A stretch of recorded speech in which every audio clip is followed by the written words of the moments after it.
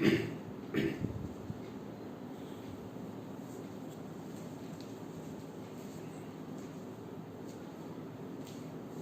આપણે 11મા પાઠના વનસ્પતિમાં વહન એના પહેલા લેક્ચરમાં જોયું પ્રસરણ કોને કહેવાય, પ્રસરણ દર કોને કહેવાય અને પ્રસરણ દર ઉપર કયા પરિબળો અસર કરે.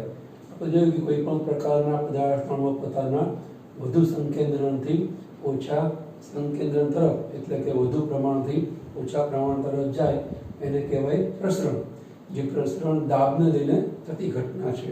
પ્રસરણ દાબને લઈ અને કોઈ પણ પ્રકારના પદાર્થના અણુઓનું પ્રસરણ છે થતું હોય છે.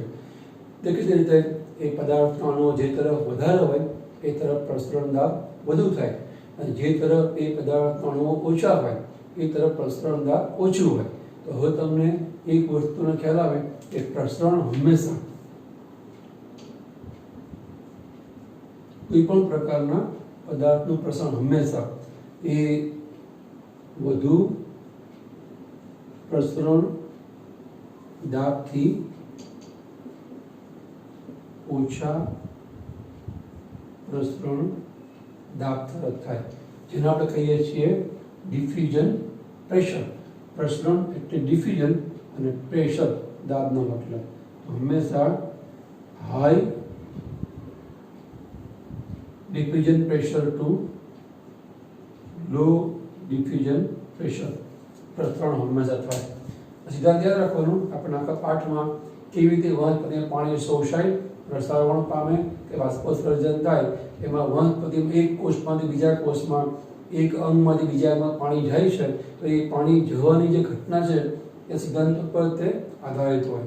કોઈ પણ પ્રાણીમાં પણ વનસ્પતિ પ્રાણી બધામાં હંમેશા પ્રસરણ છે હાઈ ડિફ્યુઝન પ્રેશર વધુ પ્રસરણ દાબથી લો ડિફ્યુઝન પ્રેશર ઓછા પ્રસરણ દાબ તરફ જ આપણને જોવા મળે. એની યાદ રાખવા માટે આપણે અહીંયા એક સૂત્રાત્મક ઇક્વેશન આપી છે, સૂત્રાત્મક વિધાન આપ્યું છે. ડિફ્યુઝન એટલે કે પ્રસરણ દર ચલે છે, સમપ્રમાણ ચલે છે. ટેમ્પરેચર તાપમાન, કોન્સન્ટ્રેશન સાંદ્રતા, મોટો પી એટલે પ્રેશર દબાણ, નાનો પી એટલે પરમિએબિલિટી પ્રવેશશીલતાને ઇંગ્લિશમાં કહેવાય પરમિએબિલિટી.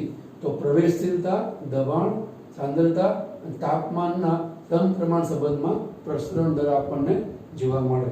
તો ગયા વખતે આપણે જોયું કેવી રીતે તાપમાન, સંકેન્દ્રણ, દબાણ અને પ્રવેશશીલતા વધારે એ પ્રમાણે પ્રસરણ દર વધારે હોય અથવા એમાંથી કોઈ પણ એક પરિબળ કે વધારે ઓછું એનું મૂલ્ય હોય તો પ્રસરણ દર કેવી રીતે ઓછો હોય.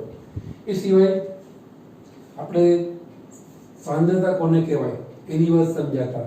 સાંદ્રતા મતલબ કોન્સન્ટ્રેશન. એમાં આપણે એવું જોયું કે દ્રાવણમાં રહેલા દ્રાવ્યની માત્રા, જેમ દ્રાવણમાં દ્રાવ્યની માત્રા એટલે કે મીઠાના દ્રાવણમાં મીઠું, ખાંડના દ્રાવણમાં ખાંડ, કોપર સલ્ફેટના દ્રાવણમાં કોપર સલ્ફેટ CuSO4, એ જેમ દ્રાવ્ય વધારે એમ દ્રાવણ સાંદ્ર કહેવાય. તો એ સાંદ્રતા આધારિત દ્રાવણના આવા 3 પ્રકાર આપણને જોવા મળે છે. એક છે સમસાંદ્ર દ્રાવણ, એને ઇંગ્લિશમાં કહેવાય આઇસોટોનિક સોલ્યુશન. અધોસાંદ્ર દ્રાવણ એને કહેવાય હાઇપોટોનિક સોલ્યુશન. અને ત્રીજું છે અધિસાંદ્ર દ્રાવણ, એને કહેવાય હાઇપરટોનિક સોલ્યુશન. સમસાંદ્ર દ્રાવણ એટલે શું? તો ઉદાહરણ તરીકે ABC 3 બીકરમાં આપણે દ્રાવણ ભર્યા છે. કોઈ પણ પ્રકારના પદાર્થનું દ્રાવણ, બધામાં ખાંડનું છે કે બધામાં મીઠાનું છે, એ સરખું દ્રાવણ ત્રણેયમાં છે. એ સરખા પ્રકારનું, એ સરખા કદનું. ABC બીકર 3 દ્રાવણ પૈકી પહેલું બીકર છે એમાં દ્રાવણ 1 નોર્મલ છે, બીજું બીકર છે એમાં દ્રાવણ 5 નોર્મલ છે, ત્રીજું બીકર છે એમાં દ્રાવણ 1 નોર્મલ છે. હવે તમને ખ્યાલ આવે બીકર બી કરતા બીકર એ એમ સંકેતન ઓછું છે, બીકર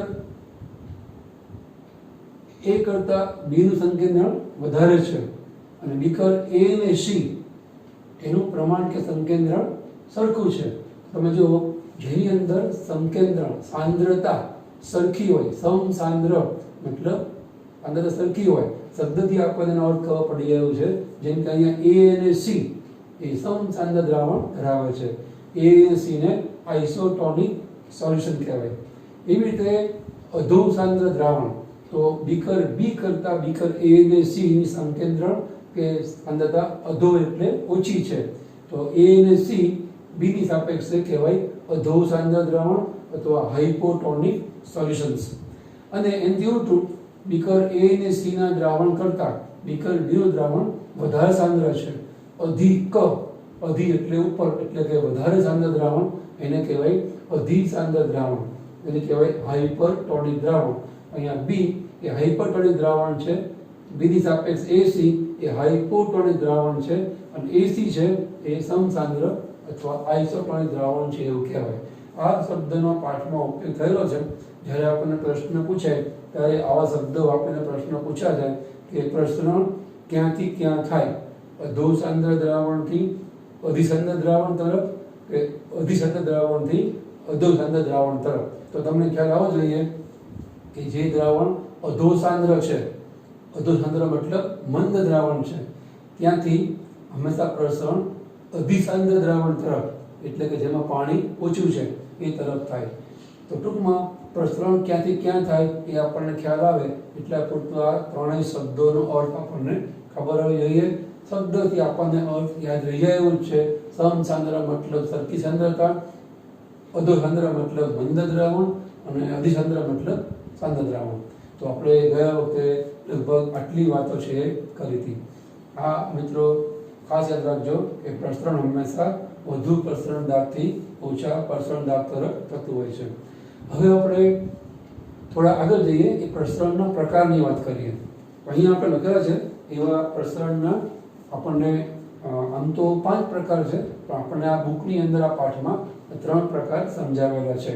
આ સિવાય સામૂહિક પ્રસરણ પણ આની અંદર આવી શકે, પણ એ આપણને અહીંયા આપી નથી.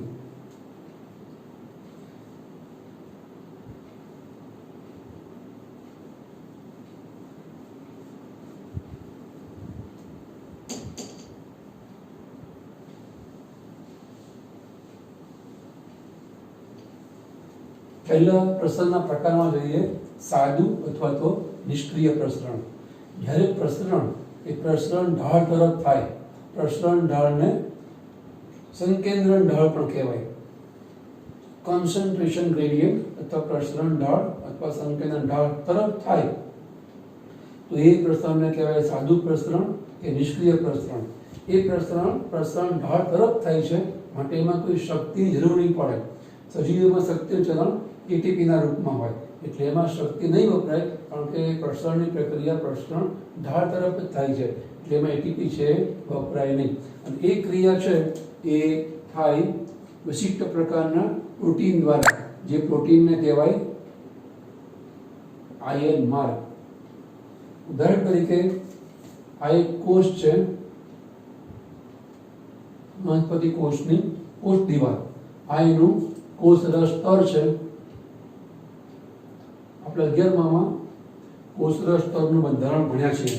કોષરસ સ્તરની અંદર સિંગર નિકોલસનના મતે મુખ્ય 2 રસાયણો હોય, લિપિડ અને પ્રોટીન, જે આ રીતે ગોઠવાયેલા હોય.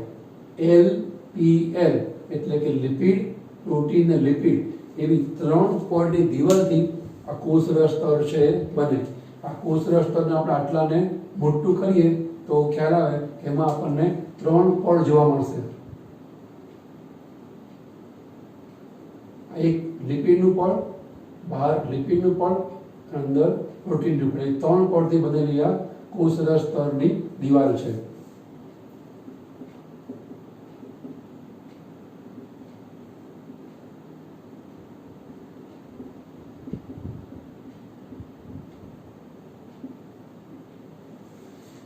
કોષરસ સ્તરની આવી 3 રચનાઓ જો તમને યાદ હોય તો જે આ લિપિડ છે એ આ રીતે ગોઠવાય.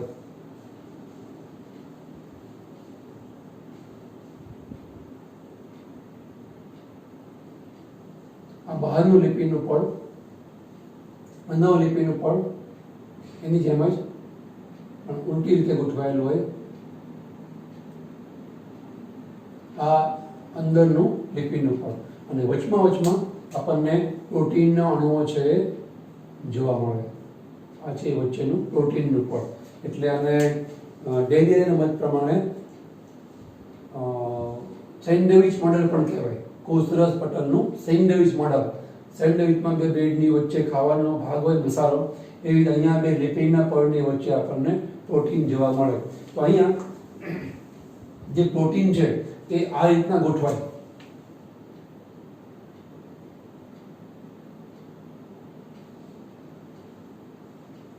તો આવા પ્રોટીનને કહેવાય આયન માર્ગ.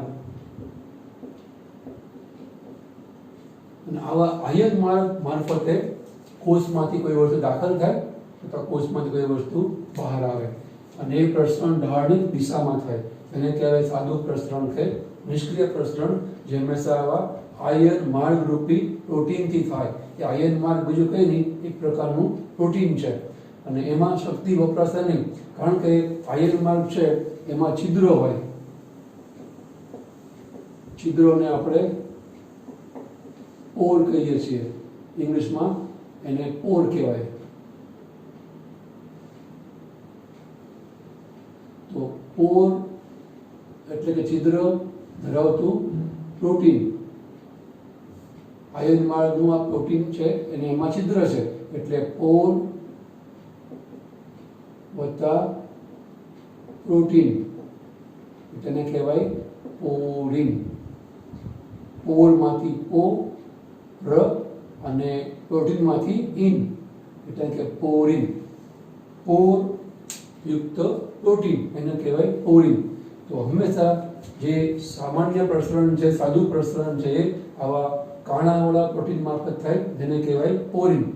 અને જો એવા કાણાવાળા પ્રોટીન મારફતે, પોરિન મારફતે પાણીના અણુઓ વહન પામે તો આપણે એને કહીએ છીએ એક્વા પોરિન્સ. બરાબર? આવા પ્રોટીનને પોરિન્સ કહેવાય, કારણ કે એમાં પોર છે પ્રોટીનની અંદર, માટે એને પોરિન્સ કહેવાય. અને એ પોરિન્સમાં જ્યારે પાણીના અણુઓનું વહન થાય તેને કહેવાય એક્વા પોરિન્સ. આવા લગભગ 8 પ્રકારના એક્વા પોરિન્સ આપણને વનસ્પતિના કોષોમાં જોવા મળે. પણ આપણે કહેવા માંગીએ છીએ કે એના દ્વારા જે વહન થાય એ વહનને કહેવાય સાદું વહન. કેમ? તો માનો કે બહારની બાજુએ 50 અણુઓ છે અને અંદરની બાજુએ કોષની અંદર 10 અણુઓ છે.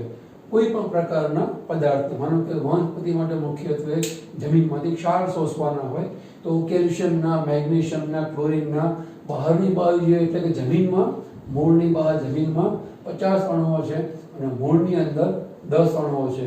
તો નેચરલી પ્રસરણનો ઢાળ એ બહારથી અંદર તરફ થયો. બહાર 50 અણુઓ છે, વનસ્પતિના કોષમાં 10 અણુ છે, તો પ્રસરણ ઢાળ છે 50 અણુથી 10 અણુ તરફનો થયો. એટલે ઢાળ તરફ અણુઓ જાય તો એને કહેવાય પ્રસરણ ઢાળની દિશામાં થયેલું અણુઓનું વહન. અને ઢાળ તરફ થાય છે માટે શક્તિની જરૂર નહીં પડે. એમાં આપણે સાયકલ લઈ અને ઢાળ ઉતરતા હોઈએ તો આપણે પેડલ મારી અને શક્તિ વાપરવાની જરૂર નહીં પડે. ઢાળથી સાયકલ આપમેળે નીચે ઉતરશે. અહીંયા પણ એવું છે કે બહારની બાજુએ જમીનમાં ક્ષારનું પ્રમાણ વધારે છે અને મૂળમાંનું પ્રમાણ ઓછું છે. બરાબર? તો આપમેળે વધારે જે અણુઓ જમીનની અંદર રહેલા છે જે તે ક્ષારના, એ ઓછા અણુઓ છે જે તે ક્ષારના મૂળની અંદર એ તરફ ગતિ કરે. તો એને કહેવાય પ્રસરણ ઢાળ અથવા સંકેતના ઢાળ તરફ થતું વહન. એની અંદર શક્તિની જરૂર નહીં પડે. આપણે હમણાં કીધું એમ સાયકલને ઢાળ ઉતારવામાં આપણે પેડલ મારી શક્તિ વાપરવાની જરૂર નહીં પડે એમ. એ હંમેશા આવા પોરિન દ્વારા થતું હોય છે. તો એક પ્રકારનું વહન. બીજું છે સક્રિય પ્રસરણ અથવા તો એક્ટિવ ટ્રાન્સપોર્ટેશન. સક્રિય વહન પણ કહેવાય. એ આનાથી એકદમ ઉલટું છે. પ્રસરણ ઢાળ અથવા સંકેતન ઢાળથી વિરુદ્ધ વહન થાય, અને જ્યારે ઢાળથી વિરુદ્ધ વહન થાય ત્યારે એટીપીના રૂપમાં શક્તિની જરૂર પડે.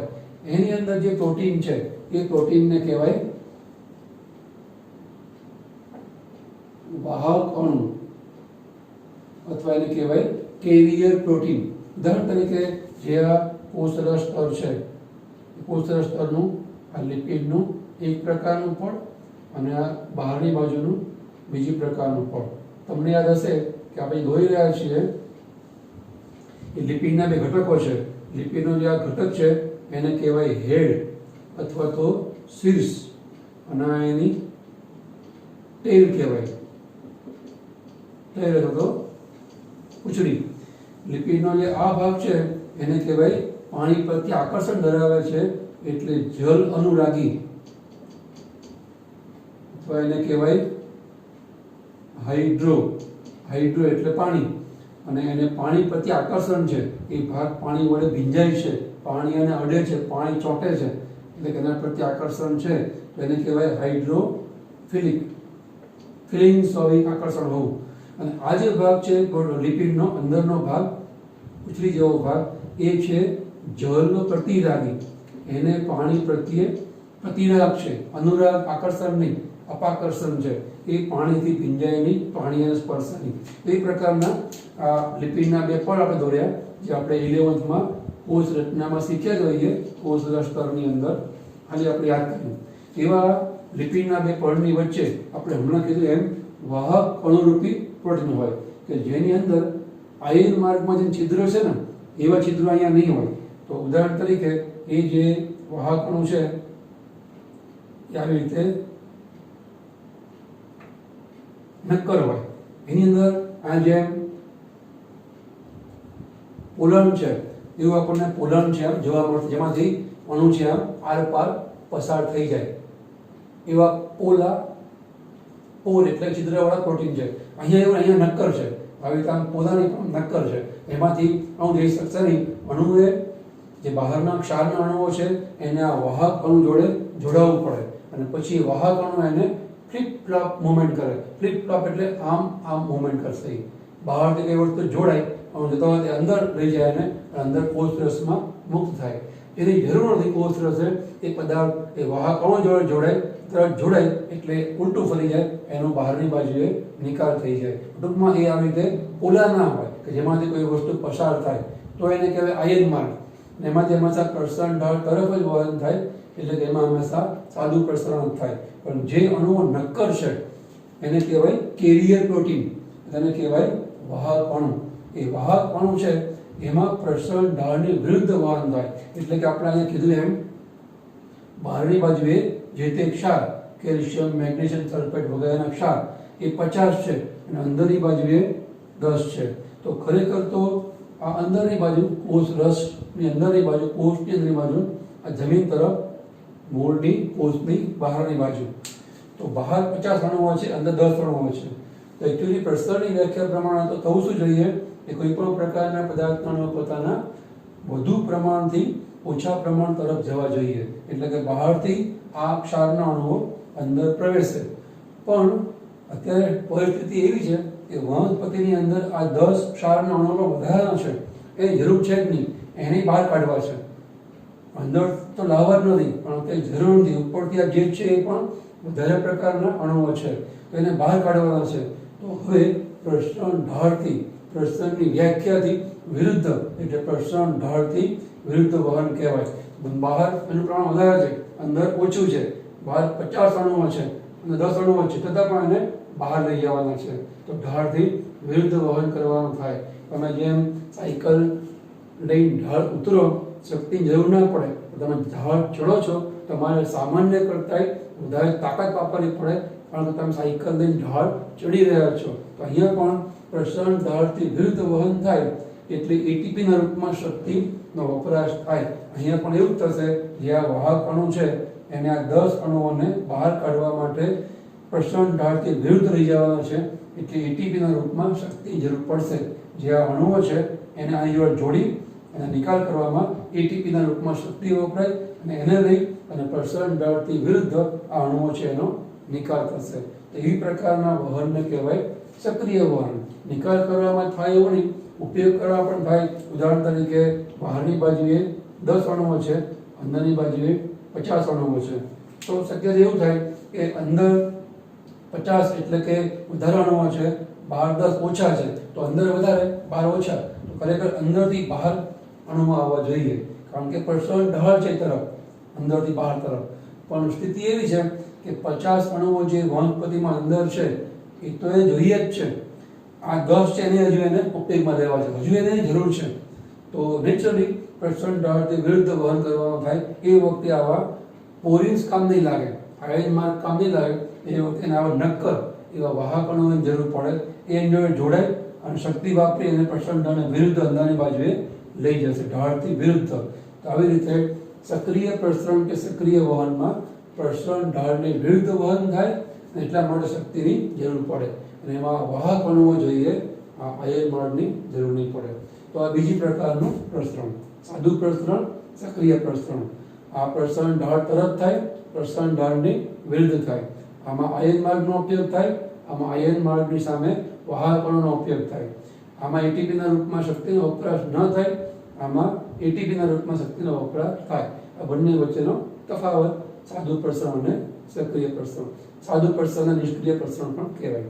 એ સાપેક્ષ આને આપણે કહીએ છીએ સક્રિય પ્રસરણ. હવે ત્રીજી પ્રકારનું પ્રસરણ છે જે બંને આમથી વચ્ચેનો પ્રસરણ ધરાવે છે, એને કહેવાય સાનુકૂળ પ્રસરણ. આપણે એને સમજવા પ્રયત્ન કરીએ.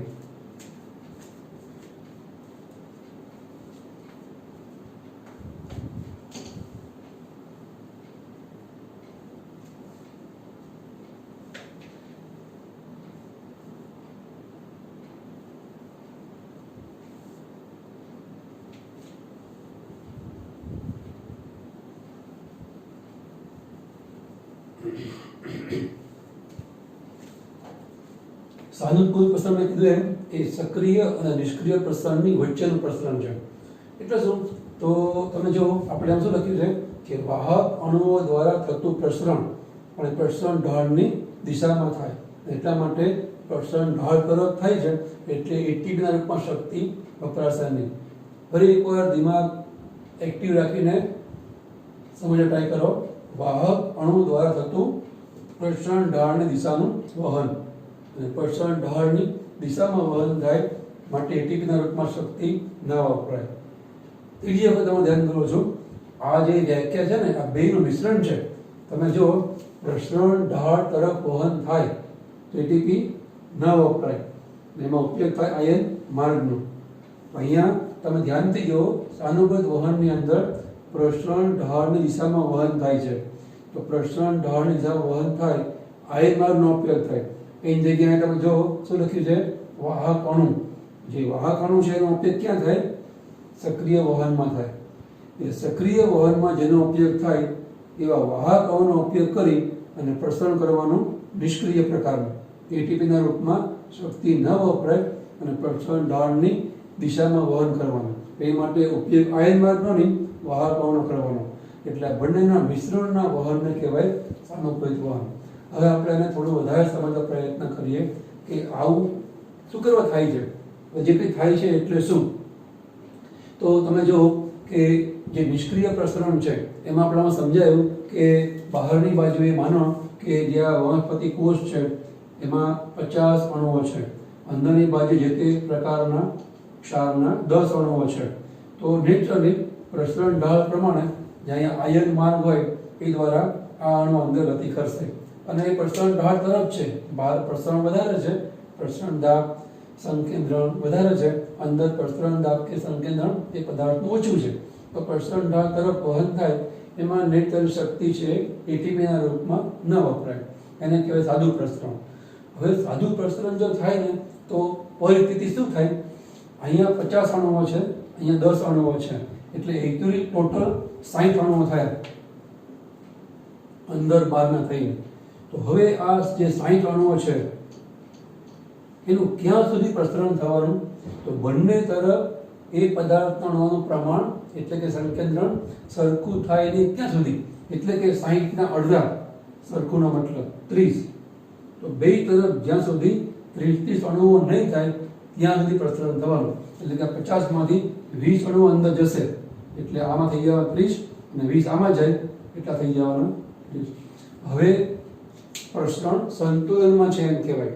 પ્રસરણ કદી અટકતું નથી. Diffusion never stops. પ્રસરણ ક્યારેય અટકે નહીં. હવે તો થશે જેટલા અણુઓ અંદરથી બહાર જાય છે એટલા અણુઓ બહારથી અંદર જશે. સરવાળે બેમાં અણુઓ 30 રહેશે એટલે પ્રસરણ સંતુલનમાં છે એમ કહેવાય. ઇક્વિલિબ્રિયમમાં ડિફ્યુઝન છે એમ કહેવાય. પ્રસરણ સંતુલન સ્થપાઈ ગયું એટલે પ્રસરણ સંતુલનમાં છે, પ્રસરણ થતું નથી એવું ના કહેવાય. આપણને દેખાશે નહીં પ્રસરણ, કારણ કે જેટલા અણુ અંદર આવે એટલા બહાર આવે છે. આપણને જ લાગે 30 ના 30 અણુઓ છે કે વધતું નથી ને ઘટતું નથી. તો એ તો કોના જેવું થયું? કોઈ એક માણસ 5,000નો પગાર લાવે અને 5,000 રૂપિયા એ ખર્ચ કરતો હોય તો આપણને લાગે કે એના ખીચામાં કોઈ રૂપિયો હોતો નથી, કારણ કે જેટલા કમાય એટલા વાપરે છે. પણ એ ડઝન્ટ મીન એ નહીં સૂચવે કે કમાતો નથી. સિમ્પલમાં એવું જ છે.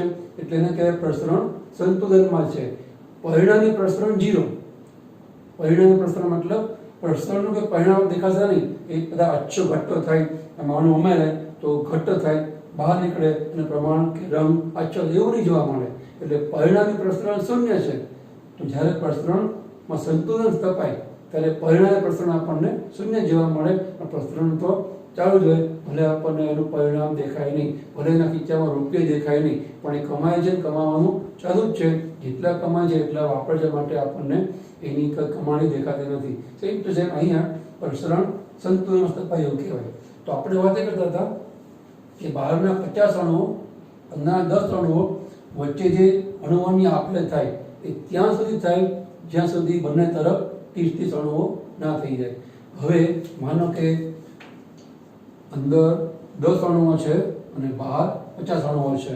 હવે જો આ રીતે નિષ્ક્રિય વહનથી આયન માર્ગની મદદથી જે અહીંયા કાણાવાળા જે અણુઓ છે એની મદદથી વહન થાય તો અંદરની બાજુએ 20 અણુ જવાના અને બે તરફ 30 થવાના. પણ કોઈક વખત વનસ્પતિમાં એવું બને કે એને 20 અણુ જરૂર નથી, બહાર વધારે પ્રમાણ છે, અંદર ઓછું પ્રમાણ છે, એટલે આપણે આવશે તો ખરા, પણ એને ફક્ત 10 જ અણુઓ જોઈએ. 50 માં 10 અણુ એટલે અહીંયા 20 થવા જોઈએ અને અહીંયા 10 જાય અંદર, એટલે આ 10 ના 20 થાય ને આ 50 ના 10 જાય એટલે 40. બસ હવે પ્રસરણ અટકી જવું જોઈએ. તો એ છે ને અહીંયા શક્ય નથી. સાદું જે પ્રસરણ થાય ને આયન માર્ગ દ્વારા, પોઈન્ટ્સ દ્વારા, એમાં શક્ય નથી. એમાં તો જ્યાં સુધી બંને તરફ એ પદાર્થના અણુઓનું પ્રમાણ સરખું થાય નહીં ત્યાં સુધી પ્રસરણ થાય જ. એટલે પ્રસરણનું સંતુલન ન સ્થપાય ત્યાં સુધી પ્રસરણ થાય. પણ વનસ્પતિમાં દર વખતે આવી જરૂર નહીં હોય, એને બહુ ઓછા અણુઓની જરૂર છે. તો એ વખતે શું કરે, આ કાણાવાળા પ્રોટીન પોલિશ નહીં વાપરે, એ જે નક્કર પ્રોટીન છે એને વાપરે. એ દ્વારા અણુઓને અંદર લઈ જાય. આપણે સમજાવ્યું કે જે કાણાવાળા પ્રોટીન છે એમાં તો આર પાર જે પ્રોટીન છે પસાર થઈ જાય, એની ઉપર કોષનું પોતાનું નિયંત્રણ ના હોય. અંદર પદાર્થ વધારે હોય અને બહાર ઓછા હોય તો એ બહાર જવા માંડે, એ પદાર્થ અણુ બહાર વધારે હોય, અંદર ઓછા હોય તો એ અંદર છે આવવા માંડે. અને ક્યાં સુધી બહાર જાય કે અંદર આવે, જ્યાં સુધી બે તરફ પ્રમાણ સરખું થાય ત્યાં સુધી. દર વખતે પ્રસરણ સંતુલનમાં સ્થપાય એ અણુનો નિકાલ કરવા કે દાખલ કરવા એવી જરૂર ના પણ હોય. એ વખતે વનસ્પતિ આ જે નક્કર પ્રોટીન છે જેને આપણે કહીએ છીએ વાહક અણુ, એની ઉપર નિર્ભર રહે. એ વાહક અણુઓને કામગીરી સોંપે. તો એ વાહક અણુ દ્વારા અણુઓ જોડાય અને અંદર દાખલ થાય, એ મુક્ત થાય. વળી પાછું એ ફ્લિપ ફ્લોપ એટલે કે એક વખત અવર સવર થાય અને વળી બીજો અણુ લઈ અને અંદર લઈ અને મુક્ત કરે. તો એની ઉપર કોષનું પોતાનું નિયંત્રણ, નિયમન, કંટ્રોલ રહે કે મારે કેટલા અણુ જોઈએ છે. તો પ્રસરણ ઢાળ તરફ જ વહન થાય છે, એટલે એમાં શક્તિ છે વપરાશે નહીં. પ્રસરણ ઢાળ તરફ જ વહન થાય છે, પણ એ કેટલું વહન થશે એ નક્કી કોષ પોતે કરશે. એટલે એને એટલા નામ આપ્યું છે સાનુકૂલિત વહન. એને અનુકૂળ હોય એટલા પદાર્થનું એ વહન થવા દે, એટલે તેનું નામ સૂચક નામ છે સાનુકૂલિત વહન. આપણે કોઈના ઘરે જમવા જઈએ, શું કહીએ, મને આ અનુકૂળ નથી, તો આ મને આટલું જ તે અનુકૂળ છે. આપણે જેટલું શરીરને પ્રકૃતિને માફક હોય એટલું ખાઈએ છીએ. બસ સેમ ટુ સેમ અહીંયા પણ એવું બનશે કે કોષને જેની જરૂર છે એ પદાર્થના એટલા જ પ્રમાણને દાખલ કરે અથવા વાઇસ વર્ષા એટલે કે ઉલટું નિકાલ કરે. પણ એના ઉપર એને નિયંત્રણ રાખવાની જરૂર પડે એ વખતે એ સાનુકૂળ પ્રસરણ કરશે. એટલે કે પ્રસરણ કરે વાહકો દ્વારા તો પ્રસરણ થાય પ્રસરણ ઢાળની દિશામાં. જો પ્રસરણ ઢાળની દિશામાં વહન થાય અને ઉપયોગ આયન માર્ગ ન થાય તો સાદું પ્રસરણ, અને જો પ્રસરણ ઢાળ દિશામાં પ્રસરણ થાય અને ઉપયોગ થાય વાહક અણુઓનો તો એને કહેવાય સાનુકૂલિત પ્રસરણ. એમાં શક્તિ વપરાવાની જરૂર નહીં પડે, ઉપયોગ થાય છે વાહક અણુઓનો, કારણ કે એના ઉપર નિયંત્રણ રહે. આપણે આટલા જ અણુ દાખલ કરવા છે અથવા એનાથી આટલા અણુઓને બહાર કાઢવા છે, તો એ વાહક અણુનો એ વખતે ઉપયોગ કરે. તો એમાં એને જેટલી અનુકૂળતા હોય, જરૂરિયાત હોય એટલા જ પ્રકારના પદાર્થની એ બહારના વાતાવરણ જોડે આપણે કરે, તો એને કહેવાય સાનુકૂલિત વહન. અહીંયા આપણે પ્રસરણના 3 પ્રકાર જોયા. એક તો સક્રિય પ્રસરણ, બીજું નિષ્ક્રિય પ્રસરણ, બીજું સાનુકૂલિત પ્રસરણ. તમને હવે આઈડિયા આવી ગયો હશે કે સાનુકૂલિત પ્રસરણનો મતલબ સાદું અથવા સક્રિય નિષ્ક્રિય પ્રસરણનું મિશ્રણ, એટલે કહેવાય સાનુકૂલિત પ્રસરણ. તેને ક્યારેક એની પણ જરૂર છે પડતી હોય છે. હવે આપણને આ 3 પ્રકારના પ્રસરણનો એક પાઠ્યપુસ્તકમાં ચાર્ટ આપ્યો છે. તમે એને વાંચી સમજવા પ્રયત્ન કરો. આપણે ત્રીજા લેક્ચરમાં જોઈશું કે 3 પ્રસરણ છે એનો તુલનાત્મક અહેવાલ આપણને આપેલો છે, એની અંદર આપણને શું કહેવા માંગે છે. તો મિત્રો આપણે અહીંયા પ્રસરણની જે વાત કરી એમાં પ્રસરણ કોને કહેવાય, પ્રસરણ દાબ કોને કહેવાય, પ્રસરણ ઉપર કયા કયા પરિબળો છે એ અસર કરે છે, એ સિવાય સાંદ્રતા આધારિત દ્રાવણના પ્રકાર, સમસાંદ્ર, અધિસાંદ્ર, અધોસાંદ્ર, પછી જે પ્રસરણ છે એના આપણે 3 પ્રકાર જોયા અને એની વચ્ચેનો થોડો આપણે તફાવત જોયો. હવે જે પાઠ્યક્રમમાં આપણને જે એનો તુલનાત્મક અહેવાલ આપેલો છે એ આપણે ત્રીજા લેક્ચરમાં છે જોઈએ છીએ. આટલું આપ અધ્યયન કરો અને જે કંઈ અંદર માહિતી આપી છે એ સમજવા માટે પ્રયત્ન કરો. હવે તુલનાત્મક અહેવાલ આપણે ત્રીજા નેક્સ્ટ લેક્ચરમાં જોઈશું.